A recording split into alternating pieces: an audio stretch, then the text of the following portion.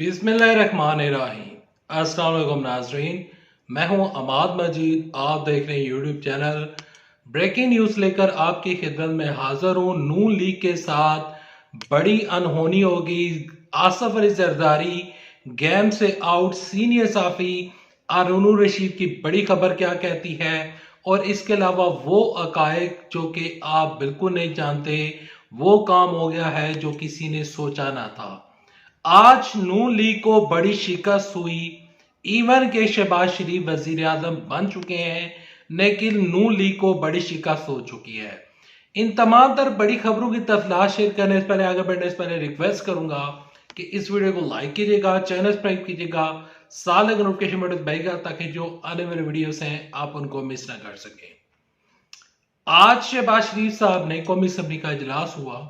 उस इजलास की कार्रवाई थोड़ी सी आपके साथ डिटेल शेयर कर देता हूं कि इजलास की कार्रवाई हुई और शहबाज शरीफ 201 वोट लेकर वो एक दफा फिर वजीर आज़म मुंतखब हुए, लेकिन साथ ही नून लीग हार चुकी है। कैसे आ रही है ये तफसीलात बाद में शेयर करूंगा। दूसरी जानब से उमर यूसुफ साहब को 92 वोट्स पड़े। नून लीग जब यानी कि शहबाज शरीफ लीग शहबाज शरीफ साहब जब वो वज़ीर आज़म बने तो साथ ही नून लीग हार गए। नून लीग से मुराद मेरी यहाँ पर नवाज शरीफ साहब है, क्योंकि जब शहबाज शरीफ साहब वो अपनी जीत को सेलिब्रेट करने के लिए अपने भाई के पास गए तो एक वीडियो वायरल हो रही है जिसमें नवाज शरीफ साहब शहबाज शरीफ से नाराज नजर आ रहे हैं और उन्होंने उनसे हाथ मिलाने से भी इनकार कर दिया। आज जो नवाज शरीफ साहब की बॉडी लैंग्वेज थी वो मायूस कुन थी, क्योंकि नवाज शरीफ साहब को पाकिस्तान बुलाया गया था कि आप वजीर आजम बनेंगे, और इवन के नवाज शरीफ साहब के जो वोटर्स हैं यानी कि नून लीग के जो हामी है उनको ये बताया गया था कि इस दफा वजीर आजम नवाज शरीफ साहब होंगे अगर आप हमें वोट देते हैं। तो जब वोटिंग का प्रोसीजर खत्म हुआ, जब इलेक्शन खत्म हुआ, तो नून लीग के एक तर्जुमान थे, उन्होंने टीवी के ऊपर आकर बताया कि अगर हम शहबाज शरीफ साहब का नाम लेते तो लोग हमें कम वोट डालते। हमारे पास जो नशिस्तें हैं ये भी नशिस्तें आज हमारे पास ना होती अगर हम शहबाज शरीफ साहब का नाम लेते। नून लीग के साथ हो गई है बड़ी अनहोनी। नून लीग अपना वजीर आजम बना चुके हैं क्योंकि नून लीग के सदर हैं शहबाज शरीफ साहब, लेकिन साथ ही नून लीग यानी कि नवाज शरीफ साहब वो हार चुके हैं, वो वजीर आजम नहीं बन पाए। हो सकता है कि वो सदर पाकिस्तान के वोट डालने के बाद वो लंदन रवाना हो जाए, क्योंकि उनका कोई इतना रोल नहीं होगा। अगर वो एमएनए रहते हैं तो वो असम्बली में जाते हुए नजर नहीं आएंगे, वो यकीनन घर में बैठेंगे या फिर वापस लंदन रवाना हो जाएंगे। और कुछ लोग यानी कि नवाज शरीफ साहब के कुछ लोग जो हैं वो ये कह रहे हैं कि नवाज शरीफ साहब की तबीयत खराब है और इस तबीयत की नासाजी की वजह से हमने ये तमाम तर जिम्मेदारियां नवाज शरीफ साहब को देने की बजाय शहबाज शरीफ साहब को दी हैं। बहरहाल दुआ करते हैं कि अल्लाह नवाज शरीफ साहब की तबीयत को ठीक करे और उनको सेहत कामला आजला नसीब अता फरमाए। आज असम्बली का जब इजलास हुआ तो असम्बली के इजलास के बाद जो आगे आने वाली सियासत है, जो अगले चंद दिनों में होने जा रहा है, वो आपके साथ शेयर करता हूं। सीनियर साफी हारून रशीद ने बड़ी खबर ब्रेक की है और उनकी बड़ी खबर के मुताबिक एमक्यूएम वो आसफ अली जरदारी साहब को वोट कास्ट नहीं करेंगे, क्योंकि एमक्यूएम और पीपल्स पार्टी के दरमियान काफी ज्यादा इख्तलाफात चल रहे हैं। आज जो इजलास हुआ उस इजलास में एमक्यूएम ने उन्होंने जिस तरह वादा किया था कि हम शहबाज शरीफ साहब को वोट डालेंगे, तो शहबाज शरीफ साहब को वोट डाला है एमक्यूएम ने, और अब अगली बारी है यानी कि जरदारी साहब को वोट डालने की बारी है।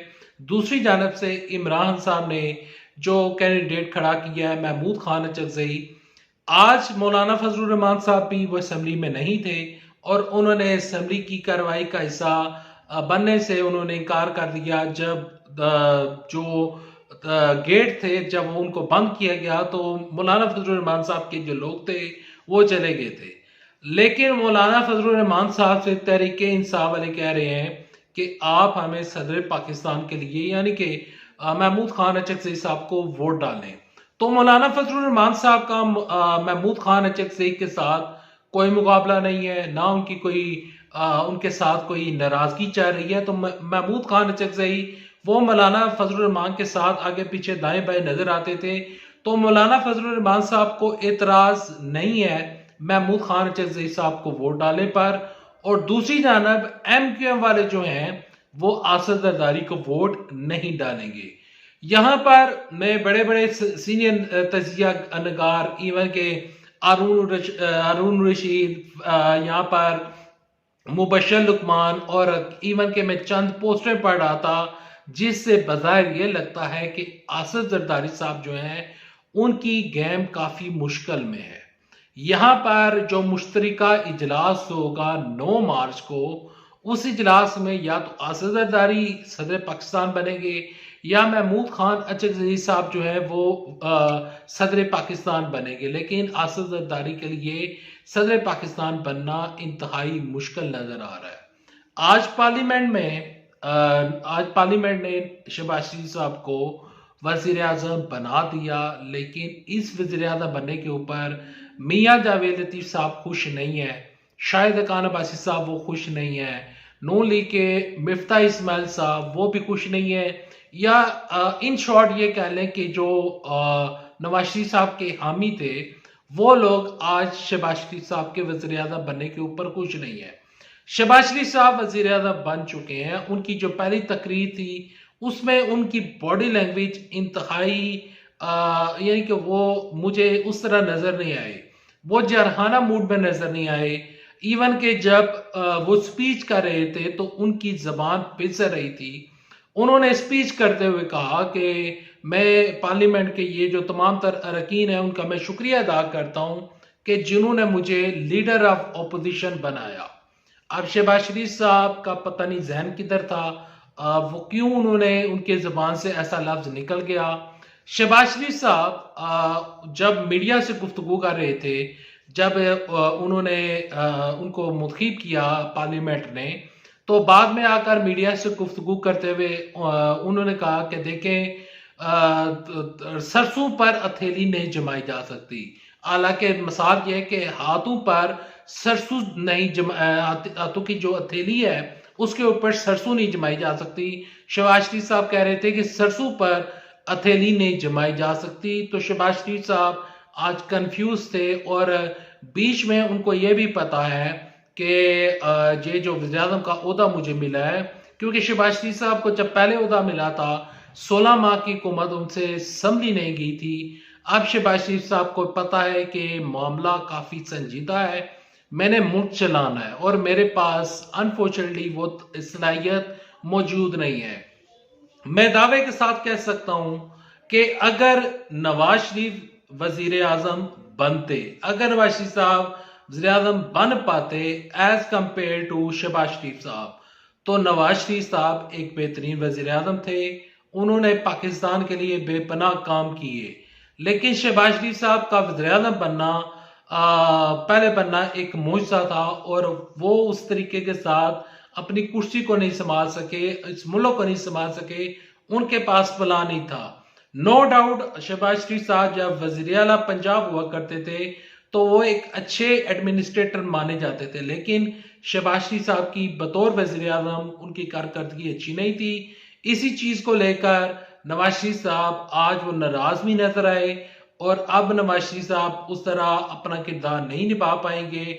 और यहाँ पर मुझे खदशा मुझे खौफ आ रहा है कि खुदा न खास्ता मुल्क की मैशत कोई नुकसान हो। देखें, मैं ये चाहता हूँ कि मुल्क की मैशत आगे जाए। मैं ये चाहता हूँ कि चाहे जो मर्जी वज़ीर आज़म बैठे, चाहे शहबाज शरीफ साहब हों, चाहे नवाज शरीफ साहब हों, या इमरान साहब के नामजद उम्मीदवार उमर अयूब साहब हूं, तो मैं ये चाहता हूं कि जो वज़ीर आज़म बने वो पाकिस्तान की मईशत को आगे लेकर जाए। मैं यहाँ पर किसी भी पार्टी की साइड नहीं ले रहा, मेरे लिए सबसे ज्यादा अहम पाकिस्तान है। मैं दुआ करूंगा कि पाकिस्तान दुनिया के जिंदतर ताकत बने। अल्हम्दुलिल्लाह पहले ही पाकिस्तान एक पावरफुल कंट्री है। मैं दुआ करता हूं कि पाकिस्तान तरक्की की राह पर गामज़न हो और मैं दुआ ये करता हूं कि अब वजीर आजम शहबाज शरीफ साहब बन चुके हैं, अल्लाह उनको उनके हाथ में कोई कामयाबी अल्लाह उनको नसीब फरमाए। और मैं ये चाहता हूं कि शहबाज शरीफ साहब मुल्क के लिए कुछ करें ताकि मुल्क इस बमर से, इस मुश्किलात से निकल सके। और दूसरी जानब मरियम नवाज शरीफ साहबा के ऊपर भारी जिम्मेदारी है कि वो पंजाब के सूबे को चलाए। अगर ये लोग 6 महीने में, 1 साल में चलाने में कामयाब हो गए तो ठीक है, वरना इनकी हुकूमत भी मुश्किल में पड़ जाएगी। और फैसल वाडा साहब ने कहा था कि ये नून लीग का आखिरी चांस है। Well, thanks for watching this video. Next video तक के लिए दे इजाजत। अल्लाह आप सबका अमीन असर हो। अल्लाह हाफिज। पाकिस्तान जिंदाबाद। अफवाज पाकिस्तान जिंदाबाद। पाकिस्तान पाइंदाबाद।